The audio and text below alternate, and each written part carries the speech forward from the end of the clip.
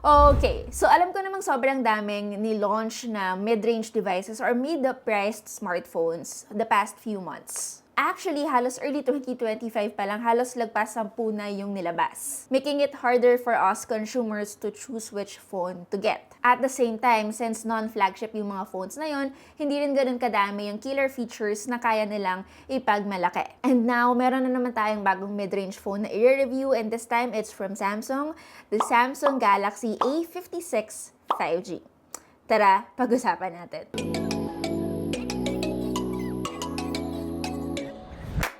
Hey guys, it's your Tech Girl Mary and welcome back to our YouTube channel. Yup, sorry medyo na-late yung A-series natin ng Samsung. Ito yata yung pinaka nire-request yung video aside from the Vivo V50. So, I skipped the first impressions, took my time, and will go straight to this video, which is our review. Alright, so unlike other brands, yung mga mid-range phones that they launch, most of the time, it's twice a year. Every 6 months, may bago sila. And with Samsung, with their A-series, hindi sila ganun ka-aggressive. Which is tama lang naman, and just the way I like it. Alright, let's start with pricing and availability para may idea kayo before we go straight to my review. I have here the A56, may 2 variants siya, and A36 which also has 2 variants. Babasahin natin yung price ha, kasi hindi ko naman memorize. For the Samsung Galaxy A36, it starts at 19,990 pesos, while the Samsung Galaxy A56, the price starts at 23,990 pesos. Nung March 17 nagsimula, maging available itong mga phones na to sa physical stores. And then March 24, naging available na rin siya sa mga online and e-commerce stores.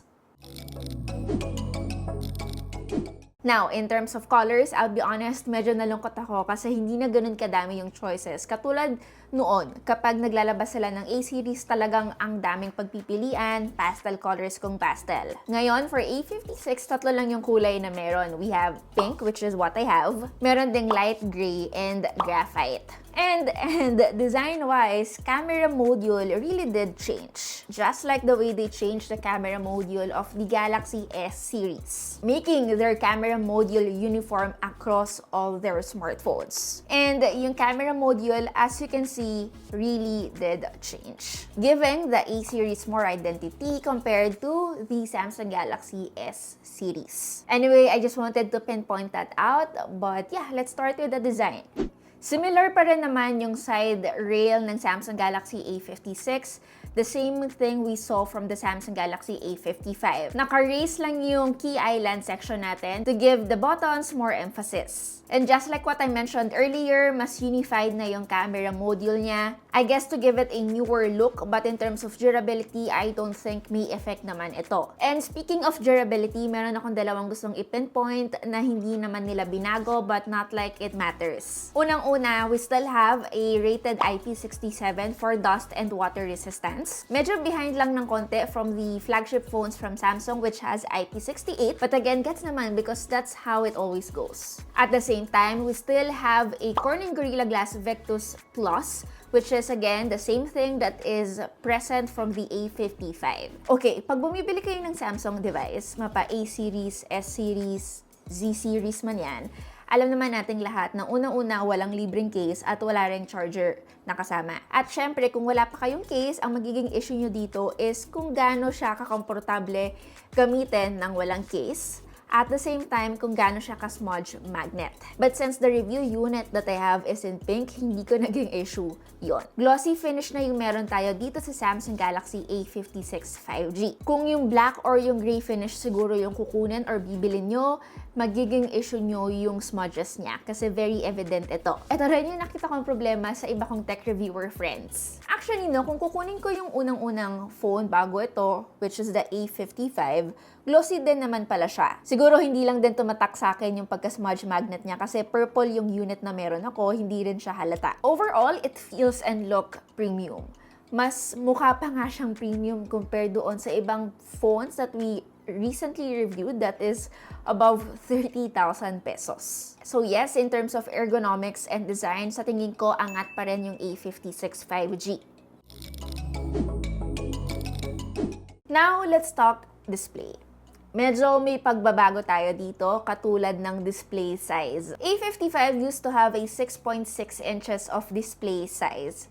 Now, with the A56, we got a 6.7 inches. 0.1 lang naman yung dinagdag, pero kung pagtatabihin natin sila, mas malaki din ng D-hamak yung A56 compared sa A55. Pero ang gusto ko, mas less chunky na yung A56 ngayon, kahit na mas malaki na yung display natin sa kanya. Mas manipis and mas magaang din siya. So yes, if you are looking for a significantly larger display compared sa competitors niya, wherein let's just say Pixel 9a kung outside the Philippines ka, or iPhone 16e naman kung nasa Philippines ka. Now, with the price I mentioned earlier, I think you will be pleased naman with the display. Specs-wise, it has a 2340 by 1080 pixels and max out at 1200 nits of peak brightness. And in my experience, icons and text look sharp naman and really well-defined on the display. Now, if you're one of those people na first time bibili ng isang Samsung A series device at ito yung nasa isip nyong kunin, there are a few display configurations you might wanna take note of na iba sa ibang Android devices. Katulad ng if pupunta kayo sa display and babaguhin nyo yung kanyang refresh rate. You'll have to tap motion smoothness. Sa ibang phone, ang tawag dito refresh rate. May dalawang option under this. We have adaptive. This goes all the way up to 120 Hz. Now, if you want it to be fixed, mas makasave ng battery life, you might want to consider using the standard mode, which means all throughout 60 Hz lang yan. Anyway, let's now proceed and talk about the cameras. Let's see if it's really good or sakto lang. Huwag kayo masyadong mag-expect in terms of hardware kasi halos parehas lang po from the A55. It's the same 50 megapixels main camera, a new 12 megapixels ultra-wide. Why? Because they replaced the 12 megapixel sensor. Meron din tayong 5 megapixels macro camera. And updated naman yung kanyang selfie camera, which is 12 megapixels. Yung selfie camera, guys, medyo nag-downgrade in terms of megapixel count. Pero according to Samsung, updated na nga daw ito, lalong-lalo na in terms of night photography. Okay, so here are the photos we took using the Samsung Galaxy A56. I'll be honest, yung naging output niya, mas nagustuhan ko pa kumpara doon sa naging output ng Poco F7 Ultra. Yung output lang talaga hit or miss minsan, or kadalasan naman masyadong angat yung kulay green and red sa kanya. So yes, may mga times na hindi realistic yung output nun. And with the Samsung Galaxy A56 5G, although again hardware-wise walang nagbago, nakakatuwang isipin na for its price, it's more usable for me than other smartphones priced over 28,000 pesos. I also did a bit of side-by-side comparison in terms of the front camera of the A56 versus the A55, especially in low light. Kayo na yung humusga. Ito yung mga photos we took. But I'll be honest, hindi ganun kadaling makita yung pinagkaiba nila with bare eyes. Not unless you're gonna take photos in extreme low light places, dito makikita nyo yung improvement. Siguro guys, ang pinaka nalungkot lang ako sa cameras niya is yung versatility niya. Kung presyo man ang naging problema, siguro kung tinaasan lang nila to ng onte at nilevel up yung third camera into a telephoto lens, sa tingin ko mas tataas yung leverage ng smartphone na to. Now, let's talk performance. I'll be honest, dito ako talaga medyo nalito. And here is why. Yung Samsung Galaxy A56, this has an Exynos chip, which is Exynos 1580. Na-confused ako kasi yung A36, which is again the other phone, uses a Snapdragon. Tapos biglang yung A56, Exynos yung ginamit. Wala naman akong issue sa kung Snapdragon man yan or Exynos. I personally, with all the smartphones I've tried the past almost 8 years, wala naman akong naging problema dahil lang ginamitan nito ng Exynos or ito naman ay ginamitan ng Snapdragon. What I'm trying to say is at the end of the day, it doesn't really matter for as long as it did improve from its predecessor. And that's what they did with the A56. So yes, naguluhan lang naman ako kasi magkaiba sila ng brand ng chipset na ginamit considering na nasa iisang series sila at sabay silang ni-launch. Personally, in terms of performance, napansin ko mas mabilis And in terms of gaming, mas nag-improve din yung A56 unlike yung Nothing Phone 3A Pro na mapapanood nyo rin yung review the next few days. Pero syempre, unlike yung ibang phones like the iPhone 16e, which is what I also have now, which uses a flagship chip, I would say medyo behind yung A56 dito. Buti na lang guys, what Samsung did here is nilagyan nila ng vapor chamber cooling, which is normally seen only on their flagship models. So yes, ang pagkakaalam ko ngayon, first time to nangyari. And if we were to apply that in real world, kahit na medyo nag-struggle yung phone na to keep up with games like Genshin Impact and even Asphalt 9 at maximum settings, it didn't get that warm. Now, in terms of storage configuration, dalawa yung choices natin. 256 and 512 gig. If you want higher capacity, there's no option for that. Wala rin po tayong slot for a micro SD card. Now, battery and charging, battery-wise, wala pong nagbago. It remains at 5,000 mAh, which is personally to me is still large enough. But what really surprised me, alam niyo kung ano yun? It's really the charging speed. It's now 45 watts fast charging, which is only seen from their flagship phones. And take note, this year lang din ito nangyari from their S25 series. Aaminin ko, sobrang behind ng Samsung in terms of charging speeds. Actually, hindi lang Samsung, but even iPhones. For its price, 45 watts is fast. Although again, wala pong power brick na provided sa box niya. So you'll have to buy it yourself. May mga third party naman tayo from brands na reliable like Anker, Ugreen, and even Momax.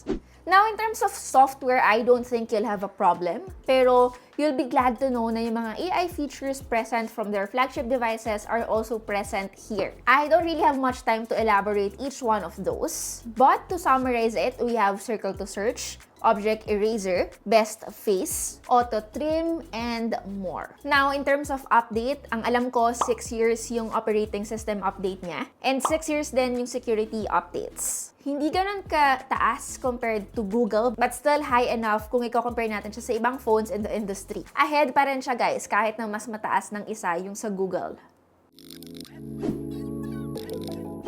Okay, so now that we have enough time to actually give my pros and cons, sige, pag-usapan natin yan ng mabilisan. Naalala nyo ba yung mga panahon na pag may A-series, tuwang-tuwa ako kasi sobrang dami talagang smartphones under this. Hindi lang yon, ang dami nilang pakulo at the same time, sobrang unique din ng smartphones under this. Isang halimbawa doon yung A80. Tapos nag-collab pa sila with Blackpink. Kung naka A55 ka, hindi naman required na mag-upgrade ka to A56.